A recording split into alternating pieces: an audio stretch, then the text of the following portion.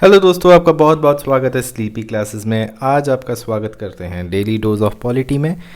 Daily dose start करने से पहले प्लीज़ अपना पेन और पेपर रखिए साथ में, क्योंकि आज आपको धड़ाधड़ क्वेश्चंस मिलेंगे। किस चीज़ पे? होमवर्क मिलेगा आपको।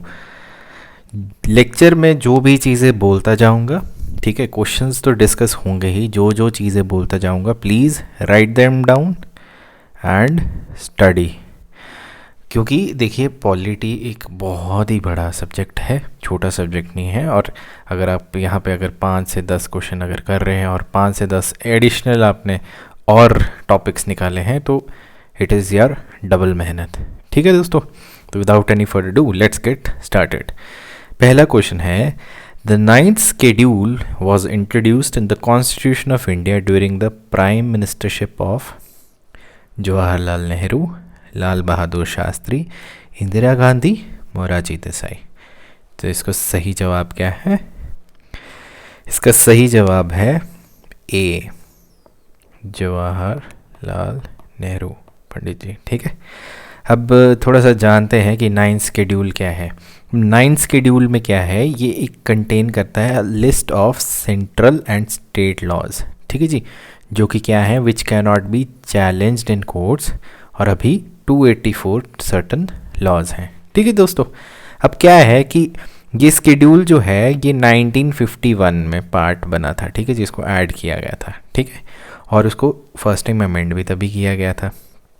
ठीक है जी, अब क्या है, इसमें आर्टिकल ऐड हुआ था 31B। 31B क्या कहता है, उसके बारे में भी पढ़ेंगे। 31B के साथ साथ 31A भी ऐड हुआ था। अब इसमें क्या था, इसके लॉज प्रोटेक्ट करने थे। कौन से लॉज? एग्रीगेरियन रिफॉर्म्स और अबॉलिशमेंट ऑफ ज़मींदारी सिस्टम। ठीक है जी, एग्रीगेरियन रिफॉर्म्स क्या हुआ कि लॉज रिलेटिंग टू एग्रीकल्चर। ठीक है दोस्तों, तो पहला होमवर्क है, आपने आज पढ़ना है कि फर्स्ट होमवर्क है 5 ईयर प्लान। 5 ईयर प्लान, पहले 5 तो बहुत इम्पॉर्टेंट है कि आपको देखिए यहाँ से क्वेश्चन कैसे बनते हैं। फर्स्ट 5 ईयर प्लान से बोलेंगे, फर्स्ट 5 ईयर प्लान जो है कौन सा ईयर में आया था और उसका थीम क्या था, मतलब किस चीज़ पे था। ठीक है जी, किसके अंतर्गत आया था। उसी तरीके से first, second, third, fourth, fifth आपने 5 ईयर प्लान के बारे में पढ़ना है। ठीक है जी, और आपने पढ़ना है एग्रीकल्चर रिफॉर्म्स। ठीक है दोस्तों, इससे आपको इससे क्वेश्चन और 5 ईयर से क्वेश्चन आने ही आने हैं। ठीक है दोस्तों, क्वेश्चन कहाँ से बना हुआ, देखिए 5 ईयर प्लान जब आप पढ़ोगे तो आपको पता चलेगा कि इकोनॉमी का क्वेश्चन है। तो पॉलिटी के पढ़ते पढ़ते आप इकोनॉमी के क्वेश्चंस भी निकालेंगे। तो आपका पहला होमवर्क है ये। ठीक है जी, अब एग्रीगेरियन रिफॉर्म और ज़मींदारी सिस्टम को एबॉलिश करने के लिए, ठीक है जी, आर्टिकल ऐड हुए थे। और 31A जो है वो क्या कहता है, extends the protection of classes of laws. ठीक है जी, दूसरा है आपने आज पढ़ना है आर्टिकल 13 क्या कहता है। आज मैं पूरा मूड में हूँ आपको होमवर्क देने में, because homework is very very important. Homework करेंगे तभी आपका दिमाग खुलेगा। तो आर्टिकल 13 ये हो गया आपका तीसरा पॉइंट। ये दो हो गए, फर्स्ट सेकंड। ठीक है जी, और 31 कहता है shields specific laws of enactment. ठीक है दोस्तों, अब क्या है कि पार्लियामेंट में जवाहरलाल नेहरू जी ने स्पीच दी थी। उन्होंने क्या कहा था कि अगर कोई भी एग्रीगेरियन ट्रबल होता है, मतलब एग्रीकल्चर से रिलेटेड कोई ट्रबल आ जाती है हमारे देश में, and the insecurity of land tenure, nobody knows what is to happen. और बिल्कुल सही भी कहा है कि एग्रीकल्चर जो है हमारा, वो बैकबोन ऑफ द कंट्री है। ठीक है जी, एक बहुत ही महान इंसान ने कहा था कि भूखे पेट कभी भी मेडिटेशन नहीं हो सकती, और भूखे पेट कोई भी आर्मी अपना लड़ाई नहीं जीता जा सकता। इसलिए एग्रीकल्चर के ऊपर बहुत ज़्यादा फोकस था। ठीक है जी, इसके साथ उन्होंने कहा था therefore these long arguments and these repeated appeals in courts are dangerous to the state. वो भी सही है कि अगर आपके एग्रीकल्चर लॉज के ऊपर अगर आपके आर्ग्यूमेंट्स हो रहे हैं तो फिर स्टेट के लिए काफ़ी ज़्यादा डेंजरस है। From the security point of view, from the food production point of view, ठीक है जी, and from the individual point of view, whether it is that of the zamindar और टेनेंट और एनी इंटरमीडिएटरी। मतलब कि आपके कुछ लॉज जो हैं, कुछ लॉज जो हैं, तो अभी थोड़ा सा हिंट मिल रहा होगा कि आर्टिकल 13 क्यों पढ़ना है आपने, आज पढ़ेंगे तो you will get to know it. और अगर आपको और अच्छे से समझना है तो मेरी आप जा सकते हैं पॉलिटी की जो प्लेलिस्ट बनी हुई है, वहाँ पे आप पढ़ सकते हैं, ठीक है जी। फंडामेंटल राइट्स में you can go and read and study about it. तो आर्टिकल 13 पढ़ना ज़रूरी है। तो उन्होंने कहा था जवाहरलाल नेहरू जी ने कि कुछ ऐसे लॉज जो हैं जैसे जो कि सिक्योरिटी से रिलेटेड हैं, फूड से रिलेटेड हैं, या फिर इंडिविजुअल पॉइंट ऑफ व्यू से रिलेटेड हैं, चाहे फंडामेंटल राइट्स हैं, उनको प्रोटेक्ट करना ज़रूरी है, ठीक है जी। और प्रोटेक्शन किस तरीके से है कि उनको कोर्ट्स में ना लिया जाए, ठीक है जी, उनको रहने दिया जाए, ठीक है। चलिए, सेकेंड क्वेश्चन है, the prime minister of India at the time of his her appointment, A, need not necessarily be a member of one of the houses of the parliament but must become a member of one of the houses within 6 months। मतलब कि जो हमारे प्रधानमंत्री हैं, जब उनकी appointment हो रही है तो पहला जो स्टेटमेंट दिया है कि उनको किसी भी हाउस, जो मतलब लोकसभा है या राज्यसभा है, उसका मेंबर होना ज़रूरी नहीं है, वो प्राइम मिनिस्टर बन सकते हैं, लेकिन उनको इनका पार्ट बनना पड़ेगा 6 महीने के बीच में। पहली स्टेटमेंट ये है। दूसरा है, need not necessarily be member of one of the houses of the parliament but must become a member of Lok Sabha with in 6 month. मतलब कि ठीक है, आप मेंबर नहीं हैं किसी भी हाउस ऑफ पार्लियामेंट के, लेकिन आपको लोकसभा का मेंबर बनना पड़ेगा, कितने, 6 महीने में, ठीक है जी। तीसरा है, must be a member of one of the houses of the parliament, ठीक है जी, मतलब कि आपको लोकसभा या राज्यसभा का मेंबर होना ही होना चाहिए, ठीक है। चौथा है, must be a member of Lok Sabha, मतलब लोकसभा का मेंबर होना चाहिए, किस चीज़ के लिए, प्राइम मिनिस्टर बनने के लिए, ठीक है जी, जब उनकी अपॉइंटमेंट हो रही है। तो इसका इसमें सही जवाब क्या है, इसका सही जवाब है ए, ठीक है जी। मतलब कि प्राइम मिनिस्टर को किसी भी हाउस का मेंबर नहीं होना चाहिए, मतलब कि अगर वो लोकसभा से नहीं है, राज्यसभा से नहीं है, तब भी वो प्राइम मिनिस्टर बन सकते हैं। और उसका एग्जांपल कौन सा है, डॉक्टर मनमोहन सिंह, ठीक है जी, ये उनका एग्जांपल है, ठीक है। चलिए, अब इसके बारे में थोड़ा सा जानते हैं। क्या है कि आर्टिकल 75(1) क्या कहता है, ये कहता है कि that the prime minister shall be appointed by the president, appointed by the president, ये पहली स्टेटमेंट है।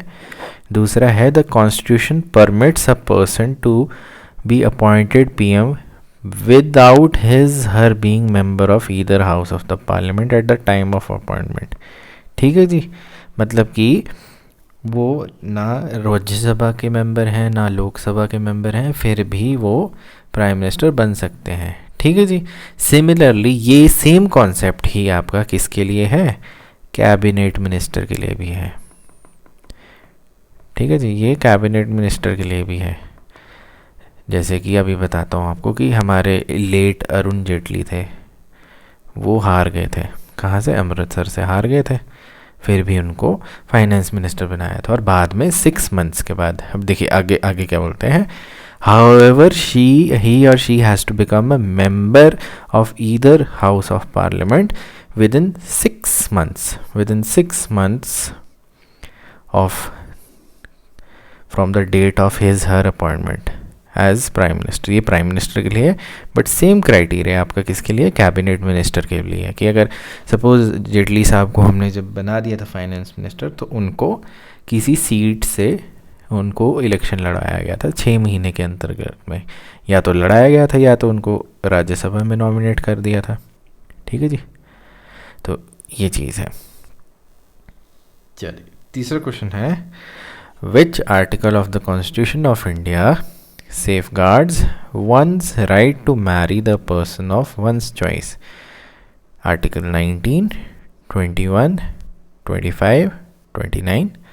तो इसका सही जवाब क्या है, इसका सही जवाब है आर्टिकल 21, ठीक है जी। शादी करने का हक सबको है और अपनी मर्जी से होना चाहिए। लड़कियों में कितनी एज होती है, 18+, लड़कों में 21+, ठीक है जी, बेसिक है, सबको पता है। चलिए, अब इसके बारे में जानते हैं, ठीक है।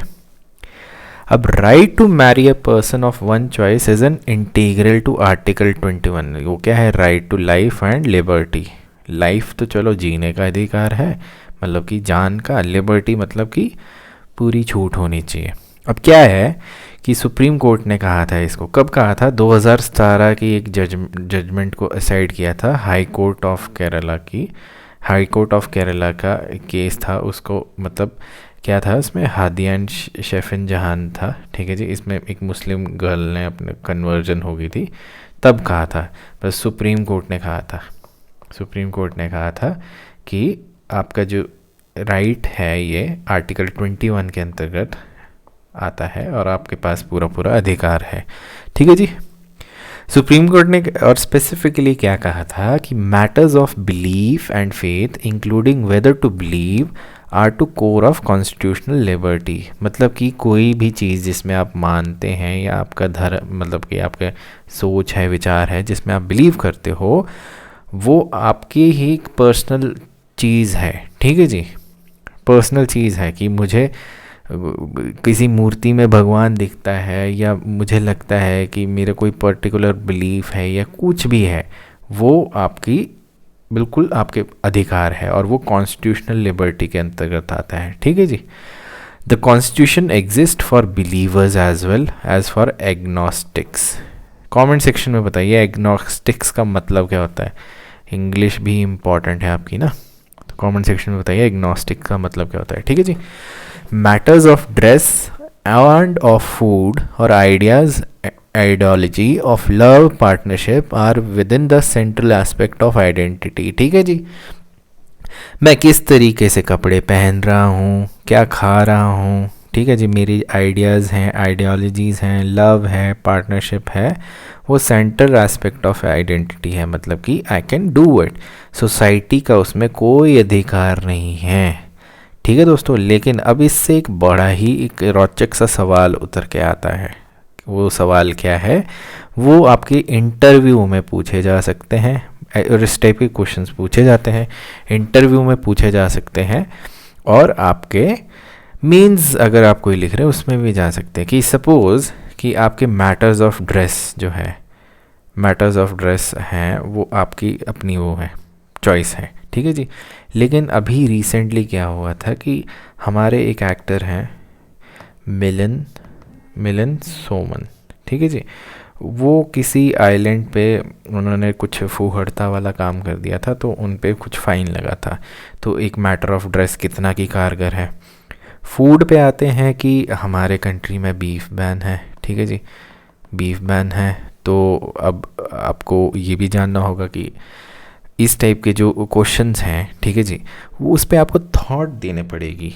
मतलब when you read newspaper and you see कि हमारे आसपास क्या हो रहा है, तो आपको पॉलिटी के साथ उसे कोरिलेट करना पड़ेगा। क्योंकि इस देश में सबसे बड़ी चीज़ क्या है, इस देश में सबसे बड़ी चीज़ है कॉन्स्टिट्यूशन, उसके ऊपर कुछ भी नहीं है, ठीक है जी, ना मैं आप कोई भी नहीं है। लेकिन जब भी इस तरीके की चीज़ें हमारी हो रही हैं, मतलब सोसाइटी में जब आप न्यूज़ देखते हैं, तो यू नीड टू अंडरस्टैंड कि how are polities working, how the political system is working, और उस पर सोच के आपको अपने ओपिनियंस बनाने हैं। ओपिनियंस आपके खुद बनते हैं और आप उसको एक्सप्रेस भी कर सकते हैं, और एक्सप्रेस कैसे कर सकते हैं, कॉन्स्टिट्यूशन में प्रोवाइडेड है। तो आप बताइए कौन सा आर्टिकल है जिसमें हमें फ्रीडम ऑफ एक्सप्रेशन दी हुई है, ठीक है दोस्तों। This is important. मतलब ये ऐसा नहीं है कि अगर आप इस लेक्चर को सुन रहे हैं सिर्फ क्वेश्चंस के लिए सुन रहे हैं, the idea is to open your mind as well. मतलब अपना माइंड और ब्रेन जो है उसको भी खोलिए और चीज़ों को समझिए, क्योंकि ये चीज़ें आपकी इंटरव्यू में और मीन्स, कोई भी किसी भी टाइप के मीन्स लिख रहे हैं उसमें बड़ा इंपॉर्टेंट होता है, ठीक है दोस्तों। चलिए अब आते हैं आर्टिकल 21 क्या बोलता है। आर्टिकल 21 कहता है protection of life, personal liberty, no person shall be deprived of his life, personal liberty except according to procedure establish by law, ठीक है जी, ये दिया हुआ है। अब ये जो राइट है किस किस को अवेलेबल, ये सिटीज़न को भी है, फॉरेनर्स को भी है, ठीक है दोस्तों। अगर आपने फंडामेंटल राइट्स के बारे में और अच्छे से जानना है तो मेरी प्लेलिस्ट है, वहाँ पे जाके आप देख सकते हैं, बड़े अच्छे तरीके से एक्सप्लेन किया हुआ है। अब जब हम आर्टिकल 21 के बारे में बात कर रहे हैं तो इसके साथ साथ और चीज़ें भी आती हैं। फिर आती है सुसाइड, ठीक है जी, और फिर आता है यूथेनेसिया। यूथेनेसिया जो है ठीक है जी, वो कौन से कंट्री में लीगल है, हमारे कंट्री में लीगल है कि नहीं, इसके बारे में आप पढ़िए। पढ़ना क्यों ज़रूरी है? Because this is important with the essay point of view. ठीक है जी, जैसे आपके कुछ एग्ज़ाम्स होते हैं, जैसे असिस्टेंट कमांडेंट हो गया, उसमें आपको ये एसे आ सकता है इसमें लिखने के लिए। ठीक है जी, यूथनेसिया पे, तो उसको जाके पढ़िए और इसको को रिलेट करिए आर्टिकल 21 के साथ, वेरी वेरी इंपॉर्टेंट। ठीक है, अब आते हैं right to life and suicide.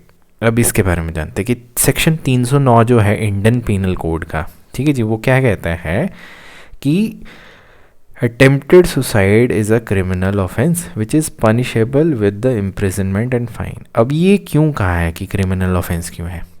देखिए, एज अ पर्सन, आप, मैं या जो भी हैं, we are the property of who? State. ठीक है जी, जब हम पैदा होते हैं तो we are the property of state, और स्टेट का कर्तव्य होता है हमारी प्रोटेक्शन करना। अब सपोज सुसाइड कर रहा है कोई, तो उसका मतलब ये है कि हम प्रॉपर्टी ऑफ स्टेट को ख़त्म कर रहे हैं। तो अब कोई चीज़ हम स्टेट के अगेंस्ट करेंगे तो उसको क्या माना जाएगा? उसको माना जाएगा एक क्रिमिनल ऑफेंस। ठीक है, लेकिन अब क्या हुआ था कि मेंटल हेल्थ केयर एक्ट आया था 2017 में, और उसमें फिर एक एक्सेप्शन डाली थी। एक्सेप्शन क्या थी?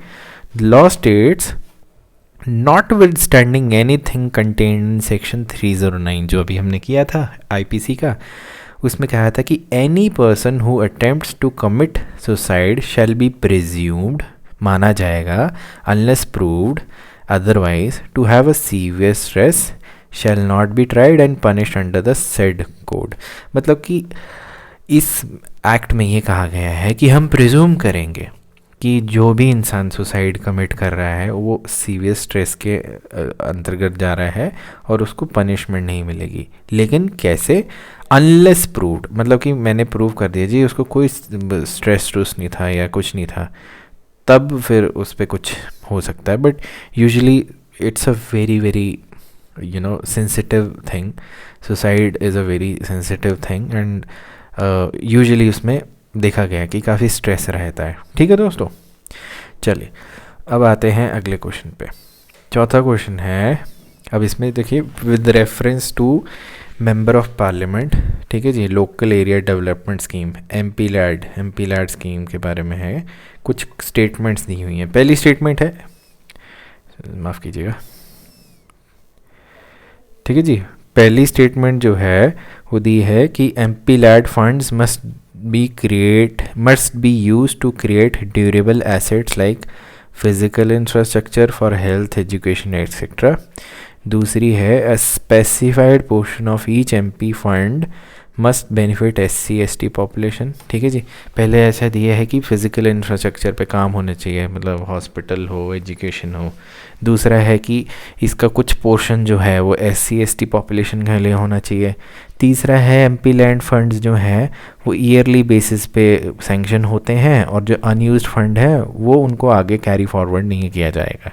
ठीक है जी, चौथा है कि डिस्ट्रिक्ट अथॉरिटी जो है वो जो है इंस्पेक्ट करेगा 10%, at least 10% of the works under the implementation every year. तो इसमें से आपने दो स्टेटमेंट्स देख ली, इसमें करेक्ट कौन से हैं? तो इसका सही जवाब क्या है? इसका सही जवाब है डी, 1, 2, 4 ओनली। इसकी एक्सप्लेनेशन लेते हैं। ठीक है जी, अब क्या है कि 15% of MP LAD funds are to be utilise for areas inhabited by SC population and 7.5% of areas inhabited by ST population. तो जो दूसरी स्टेटमेंट है वो करेक्ट है। ठीक है जी, funds released under the scheme are non lapsable, मतलब कि the entitlement of funds not release in particular year is to carried forward. जैसे कि फॉर एग्जांपल मेरे पास फंड है 1 करोड़ रुपए का, उसमें से मैंने 50 लाख इस साल कर लिया यूटिलाइज, अगले साल मुझे 1 और करोड़ का रुपए का फंड आ गया, तो सिर्फ वो 1 करोड़ नहीं रहेगा, फिर वो आ जाएगा 1.5। ठीक है जी, मतलब कि जो रिमाइंडर है वो अगले साल ट्रांसफ़र हो जाता है। तो तीसरी स्टेटमेंट तो गलत हो गई। ठीक है जी, उसमें लिखा था तीसरी स्टेटमेंट में, क्या लिखा था तीसरी स्टेटमेंट में कि MP lands funds are sanctioned on yearly basis, ये तो करेक्ट है, लेकिन the unused funds can not be carried forward, तो ये तो जी कैरी हो जाता है, तो तीसरी स्टेटमेंट इनकरेक्ट है। चौथा है the district authority would inspect at least 10% of the works under the implementation every year. तो ये भी करेक्ट है, तो इसलिए इसका आंसर डी है। ठीक है जी, अब एमपी लैड फंड के बारे में थोड़ा सा जानते हैं। ठीक है, क्या है कि एमपी लैड फंड जो है एक पहले कब लॉन्च हुआ था? सबसे पहले नरसिम्हा राव जी की गवर्नमेंट थी और 1993 में इसको लॉन्च किया था। ठीक है, अब इसका एम क्या था कि providing funds for the development works recommended by individual MP. ठीक है, जैसे मैं अगर अपने एरिया का एमपी हूँ तो मैं अपने काम रिकमेंड कर सकता हूँ कि ये काम करवाने मैंने अपनी कॉन्स्टिट्यूंसी में। ठीक है जी, पहले क्या था कि 1 करोड़ रुपया मिलता था एनुअली। ठीक है जी, 1994 और 1997-98 के बीच में। फिर इसको बढ़ा के 2 करोड़ कर दिया एनुअली, मतलब साल का 2 करोड़। फिर यूपीए गवर्नमेंट जब आई 2011-12 में तो इसको 5 करोड़ कर दिया। दोस्तों ये वाला एमपी लैड जो है वो इम्पॉर्टेंट है। इम्पॉर्टेंट क्यों है? देखिए 2020 में क्या हुआ था, कोरोना के टाइम पे एमपी लैड फंड्स सस्पेंड कर दिए थे कुछ टाइम के लिए, क्योंकि कैश क्रंच हो गया था। ठीक है जी, और वो सारा का सारा पैसा कहाँ यूज़ हो रहा था? कोविड पे। अब क्या है कि guidelines recommend MPs to suggest work costing at least 15% of their MP LAD fund. किसके लिए? 15% आपकी जो है वो एससी पॉपुलेशन एरिया पे खर्च होनी चाहिए और 7.5 जो है एसटी मतलब ट्राइबल एरिया पे खर्च होनी चाहिए। ठीक है जी, ये इसकी गाइडलाइंस हैं। अब क्या है कि in other words out of amount of 5 crore मतलब 5 करोड़ में से क्या है कि 75 लाख जो है आपके एससी पॉपुलेशन के लिए होनी चाहिए और 37.5 जो है वो एसटी पॉपुलेशन के लिए होनी चाहिए। ठीक है दोस्तों, अगर किसी एरिया में जैसे सपोज कीजिए कि ट्राइबल पॉपुलेशन नहीं है उस एरिया में, ठीक है जी, जो भी आपके लोकसभा के मेंबर हैं, ठीक है, उनके पास नहीं है, तो they may recommend this amount for creation of community asset. ठीक है जी, मतलब कि एसटी पॉपुलेशन के लिए कम्युनिटी एसेट बना सकते हैं इन ट्राइबल एरियाज़। और वो ट्राइबल एरियाज़ कौन से होने चाहिए? Outside their constituency. ठीक है दोस्तों, उनकी कॉन्स्टिट्यूंसी से बाहर होनी चाहिए लेकिन उनके स्टेट के अंतर्गत होने चाहिए, फिर वो एक कम्युनिटी एसेट बना सकते हैं। ठीक है जी, अब क्या है कि इसको इम्प्लीमेंट करने के लिए क्या है कि एमपी को क्या है रिकमेंड करना पड़ेगा। किसको? डिस्ट्रिक्ट अथॉरिटी को। जनरली के डिस्ट्रिक्ट मैजिस्ट्रेट को करते हैं, क्योंकि डिस्ट्रिक्ट मैजिस्ट्रेट के पास पावर्स रहती हैं, वो बीडीओ से लेके उसको हर चीज़ पता होती है, तो उसको कर लेते हैं और फिर रिस्पेक्टिव नोडल डिस्ट्रिक्ट पे उसको अपॉइंट करते हैं। ठीक है जी, अब डिस्ट्रिक्ट अथॉरिटी क्या है? वो इम्प्लीमेंटिंग एजेंसी को उसको एग्जीक्यूशन करता है। जैसे कि डिप्टी कमिश्नर है, वो टेंडर निकालेगा। ठीक है जी, टेंडर निकाल के फिर आपके कॉन्ट्रैक्टर के पास जाएगा काम और वो उस हिसाब से होगा।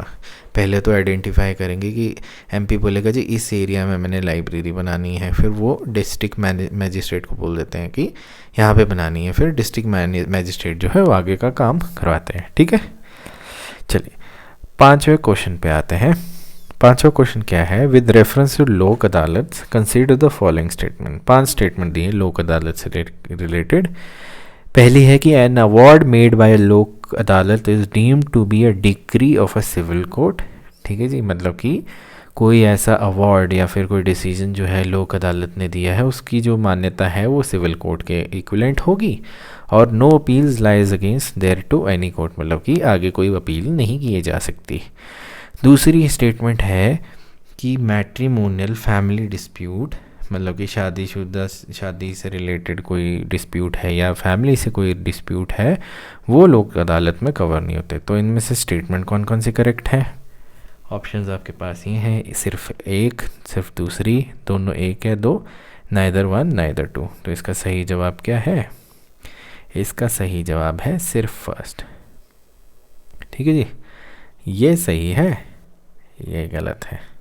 चलिए अब थोड़ा सा जानते हैं किसके बारे में? लोक अदालत के बारे में।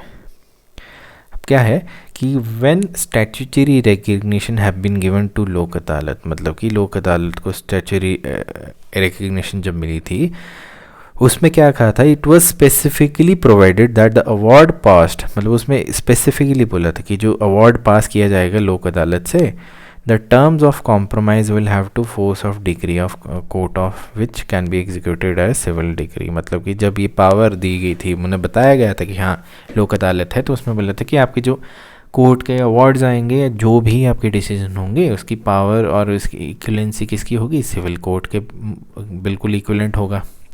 अगला क्या है, no appeal lies against the award of Lok Adalat. मतलब कि लोक अदालत की जो अपील है उसकी जो है, मतलब लोक अदालत का जो अवार्ड है उस पर अपील नहीं हो सकती है, लेकिन आप उसको चैलेंज कर सकते हो बाय फाइलिंग रिट इन रिट पिटिशन। ठीक है जी, मतलब कि आप जा सकते हो लेकिन रिट पिटिशन डालनी पड़ेगी। तो दोस्तों अगला होमवर्क आ गया है, रिट के बारे में पढ़ना है।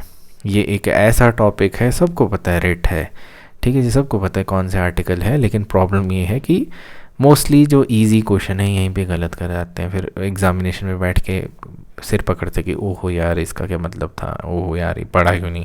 तो ये आपका होमवर्क है, पेन पेपर पे लिख लीजिए, ठीक है।